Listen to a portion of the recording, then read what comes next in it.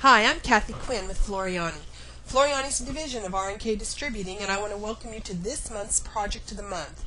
We're going to do a raw edge folk art rabbit today, and you're going to learn a lot of new skills. We're going to double left mouse click on our Floriani icon to open our software.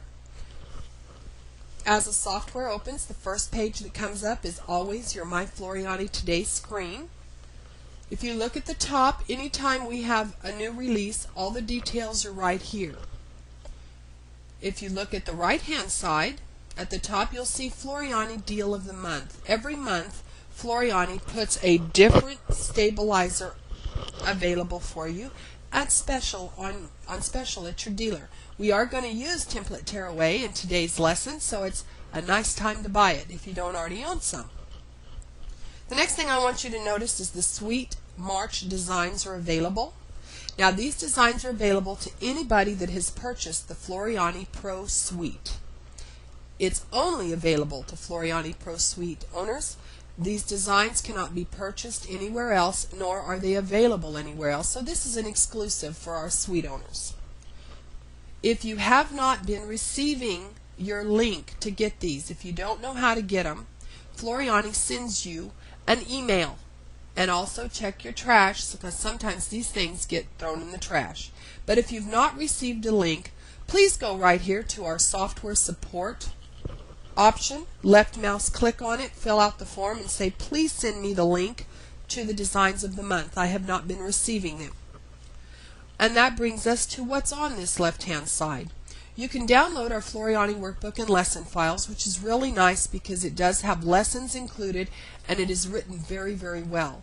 This will also change to reflect anytime we get a new tool or a new option in Floriani, there will be an add-on lesson or explanation for you to work with. We have videos available for tutorial on the internet, and all you have to do is click here and it'll take you and tell you how to download them. We have our support forum, which is great because it is commercial and home embroiderers, and we all share tips and tricks and ask questions, and it's just a wealth of information. We have our online manual. If you just want to print out the manual from the software, it is available to you. Software support, this is where you go anytime you have an issue or a challenge. Maybe you got a virus and you need an extra activation for your software. You don't understand how to use a specific feature. Anything that you have a question on, you just send it to software support and we'll be happy to get right back to you. Our lessons from the master videos, of course, those are the videos done by the master himself, Walter Floriani. Our facts page, stabilizers and threads, and we have a relatively new option. I'm going to left mouse click on it. This is Need Digitizing Help. This is a website. It is reputable. What this website does is it digitizes designs for you. So if you find you've got something and do not have time to digitize it yourself, it's the one where your son comes home and says he promised that you'd have this digitized for his friend tomorrow. You don't have the time, you can send the artwork right here to Universal Digitizing. They will digitize it for you and email you back the completed file. And it's for a very nominal cost. So it's a great place to work with if you don't have time to digitize something. Let's come on down and let's create a new design. Now I've taught you, if you've been to any of my projects of the month, that the first thing we always do is set up our workspace. We always want this to work for us. So I'm always going to left mouse click anywhere along the ruler bar, left hand side or top, it doesn't matter. Right mouse click on it, and now I have the option of do I want to work in metric or inches. Well, today we're working in inches because of the cup towel. I measure in inches. And so the next thing I want to look at is grid settings. So I'm going to left mouse click on grid settings. And I want to make sure I am set up at a 1/2 inch grid system. So I will type in 0.5, and you can see I'm both 1/2 inch horizontally and vertically. That is perfect. And so I'm going to say OK. So now I know that I have 1/2 inch grid setting here, so that means 2 grids equal an inch.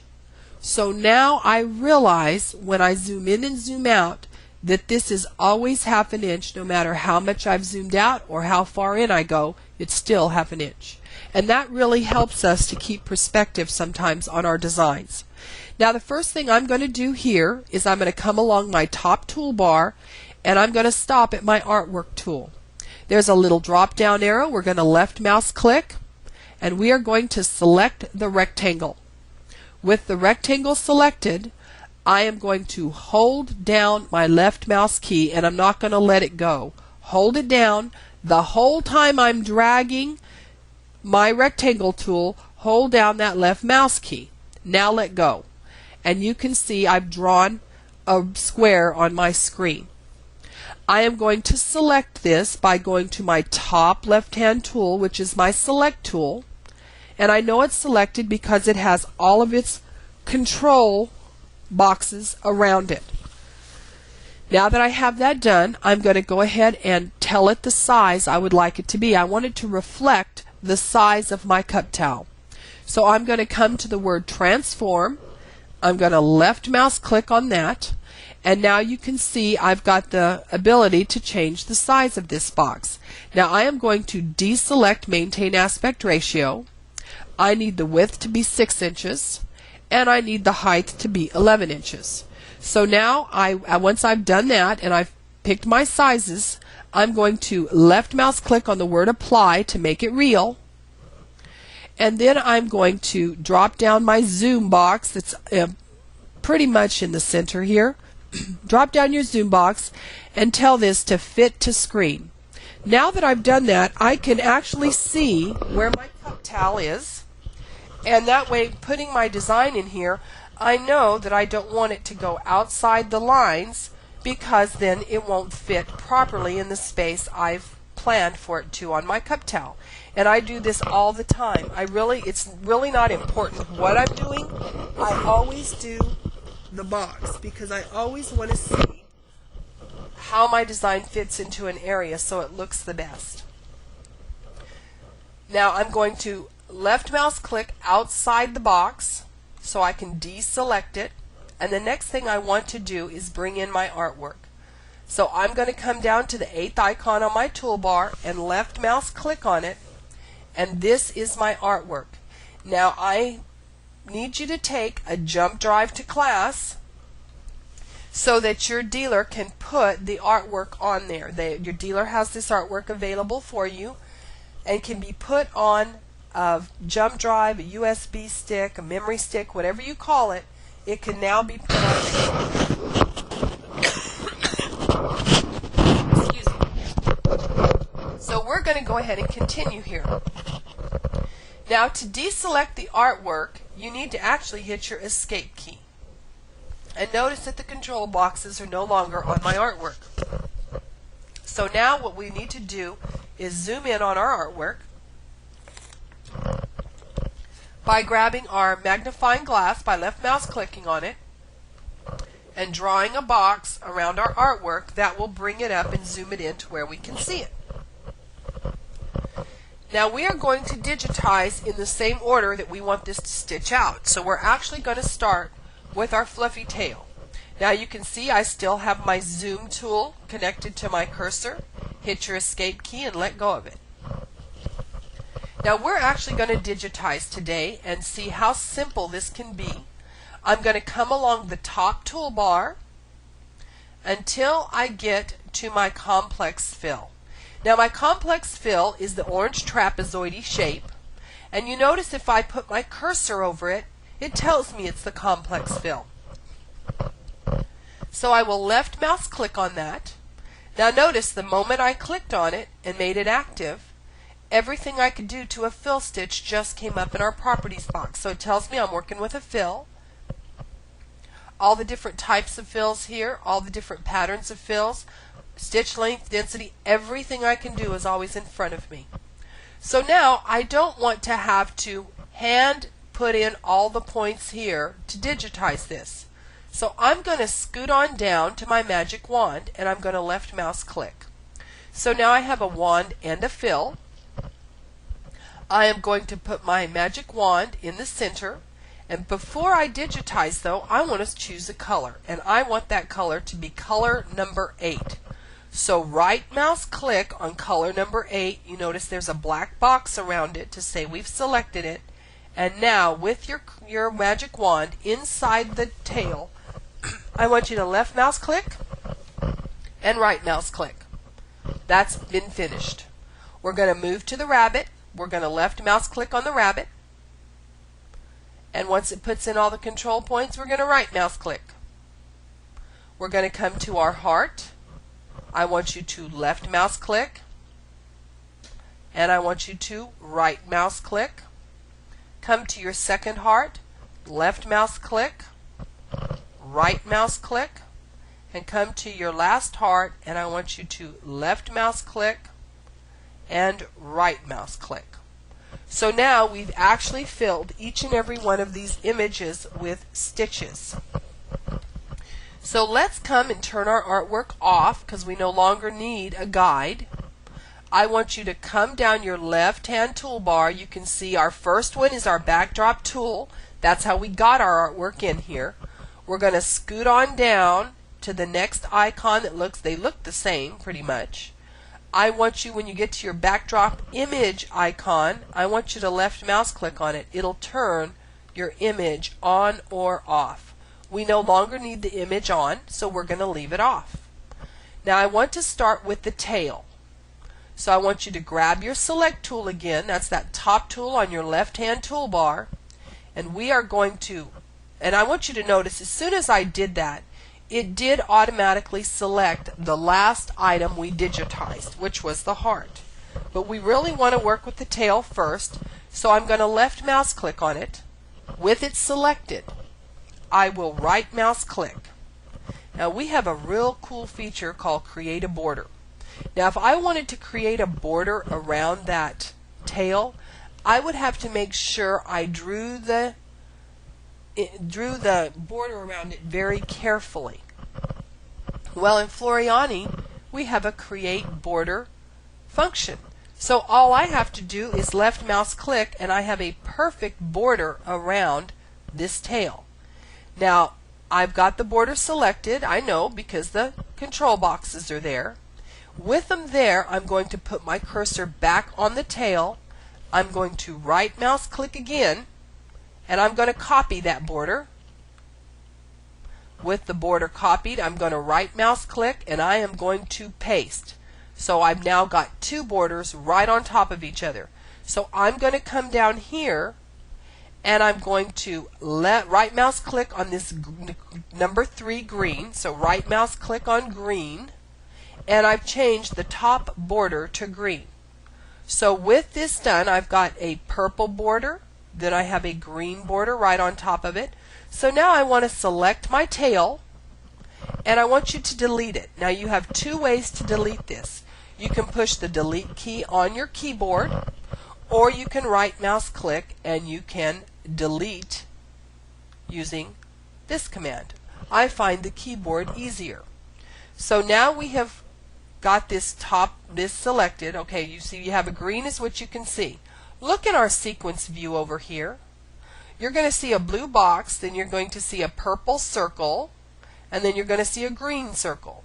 I want you to left mouse click on the color number 3 Floriani polyester. Now yours may say something different. You may have a Madeira thread palette or a Robinson Anton, but I want you to click on the green. That has selected that top stitch. Now the first purple line we put down is your placement line, so you know where to put your tail fabric piece. The top line, our green one, is what is going to tack down and make that raw edge applique for us. So with it selected, I want you to come to the stitch length. I want you to change it to 3.5. And under stitch type, it says standard. I want you to drop that down and select the word bean. And I want you to apply the bean stitch. So now we've got a triple stitch that's got a longer stitch length for our tack down stitch. And that's just how we want it. So now let's left mouse click on our rabbit. Right mouse click. I want you to create a border. I want you to right mouse click and copy that border. And again, right mouse click and paste that border. Once we've pasted it, let's come down and right mouse click on color number 3, green.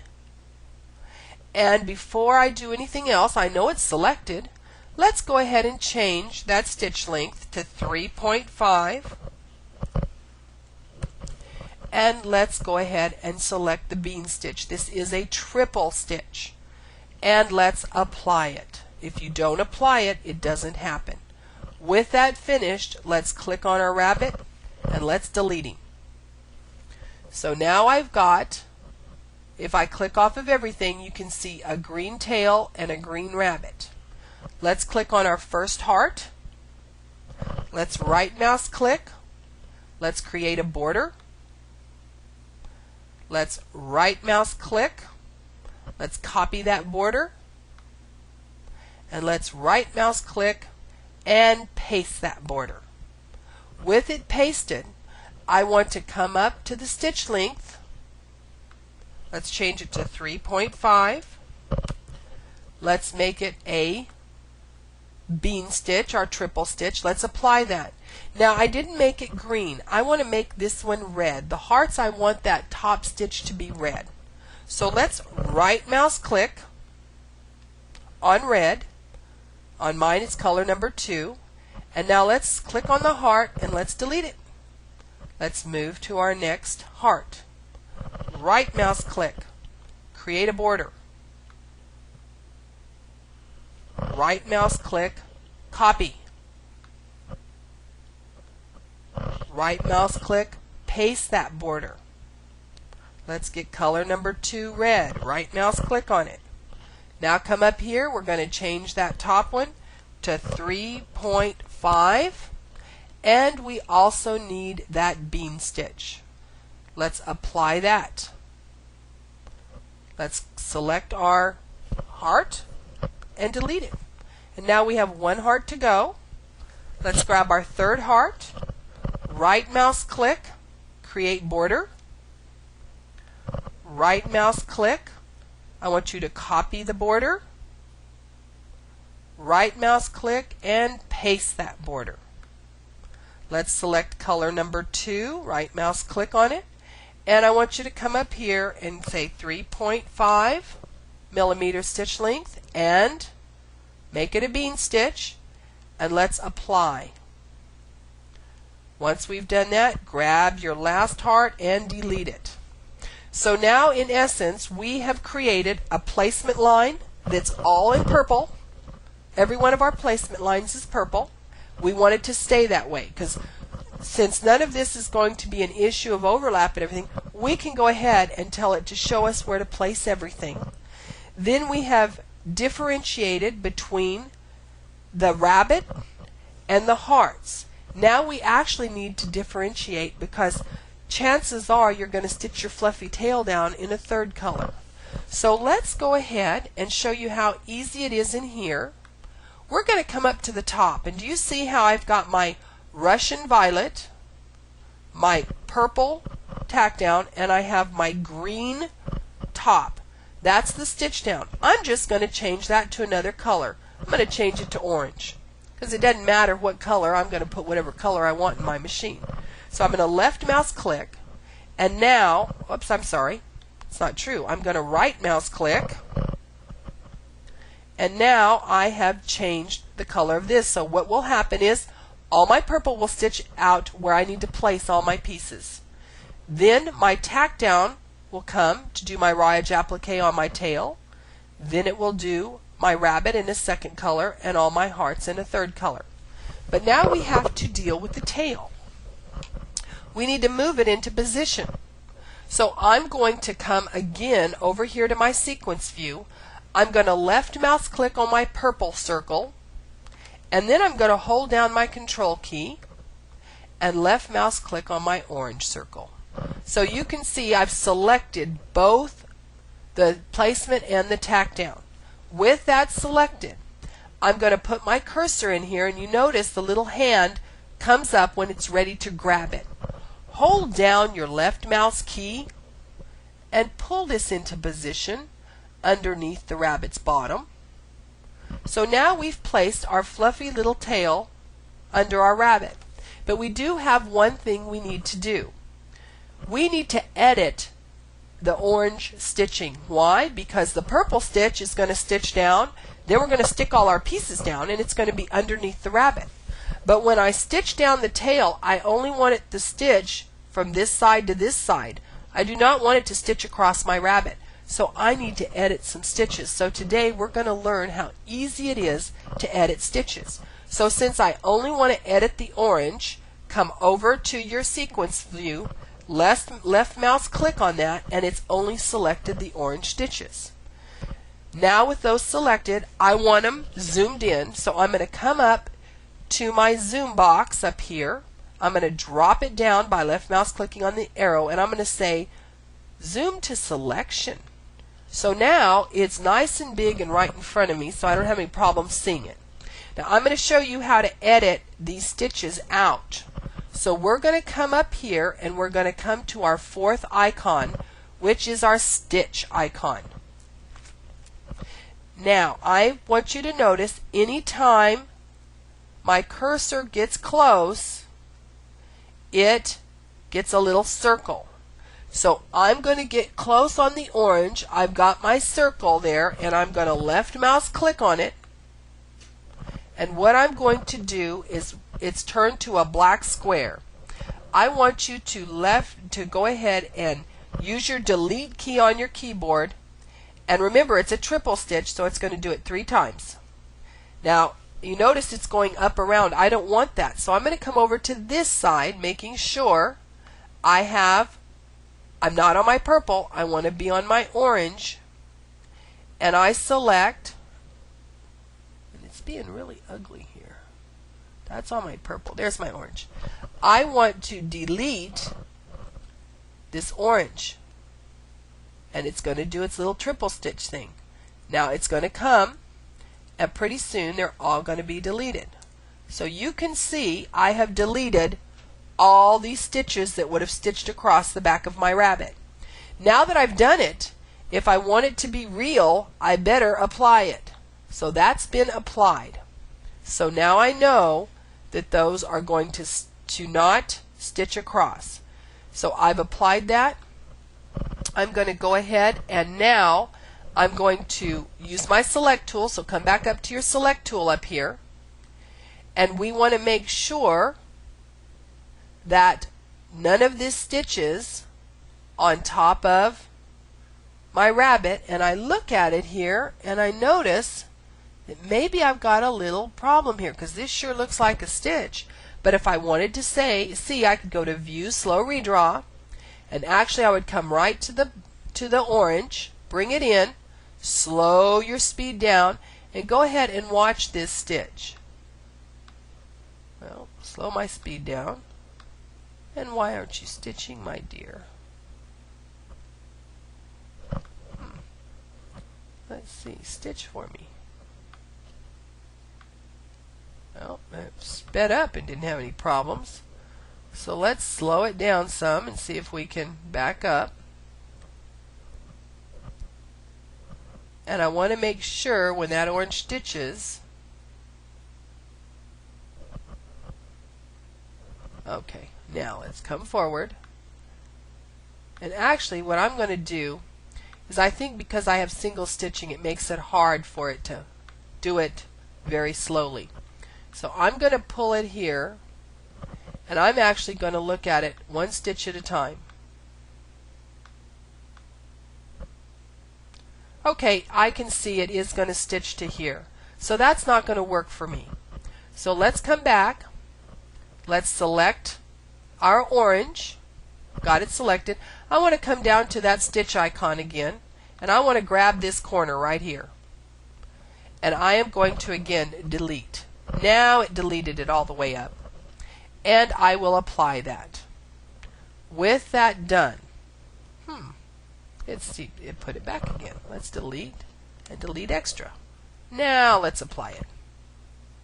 It just is going to stitch that stitch, and why I don't understand, but we're going to go with it.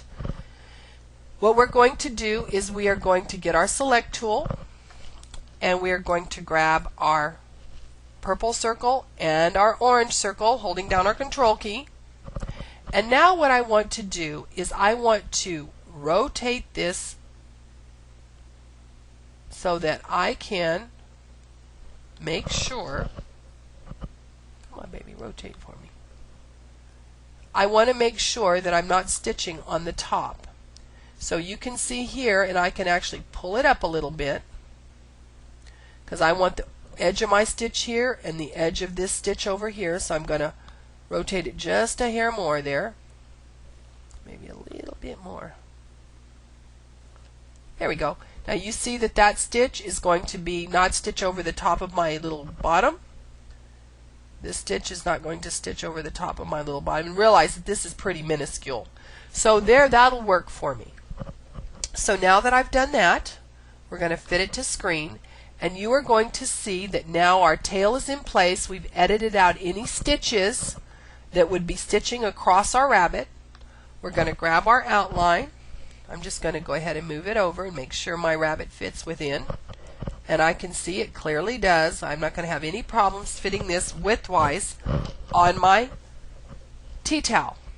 Now with this finished, we are going to go to File, Save As. Now the first thing you're going to do is you are going to save this as a C2S file. I always save everything as a C2S file first. And we're going to save this as a raw edge rabbit. That's how we're going to save our design. We will save it. Then you will come back and you'll do File, Save As a second time, only this time you'll save it in the format needed for your machine. Once we have completed that, you've finished your digitized design. But now we're going to learn how to do templates. And let me tell you, this is so wonderful. I do it anytime I buy any kind of applique embroidery pattern now. I bought a wildflowers quilt that's got all these 100 million leaves in it. If I had to trace every one of those leaves, I would lose my mind. Or if I had to trim in the hoop every single leaf, not only would I waste fabric, I risk popping it out of the hoop, and I've taken hours and hours. I can show you a much easier way by creating applique templates. And you can do this on any template by using your placement lines. So what we're going to do here is I'm going to first, with this box, I've got it selected, and if you don't, just click on your outline. We need to change it to reflect the size of a piece of copy paper, or in our case, a piece of Applique Wonder. Our Applique Wonder comes in 8.5 by 11 sheets, so you can run it through your printer. So let's go to Transform. I'm going to change my width now to 8.5 by 11. That's the size of a sheet of paper. And we are now going to reposition these pieces around here. Now, I will warn you, don't get right next to the edge, because your printers have margins built in and it will flip it onto two pieces of paper.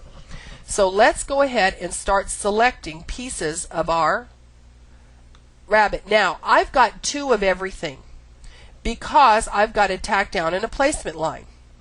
If you are considering doing more than one cup towel at a time, don't waste any space on here. Go ahead and move your pieces.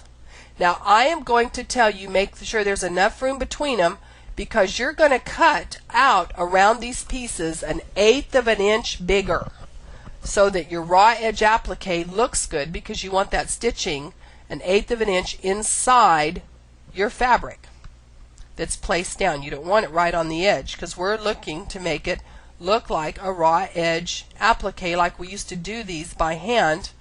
We used to go ahead and do a running stitch to hold down folk art pieces. And so we wanted to have that look.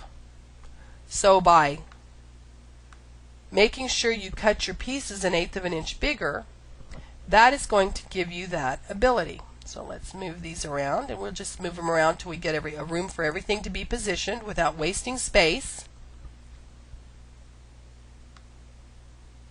And leaving 1/8 of an inch. And see, you can tell by having this grid system how that even helps you with that.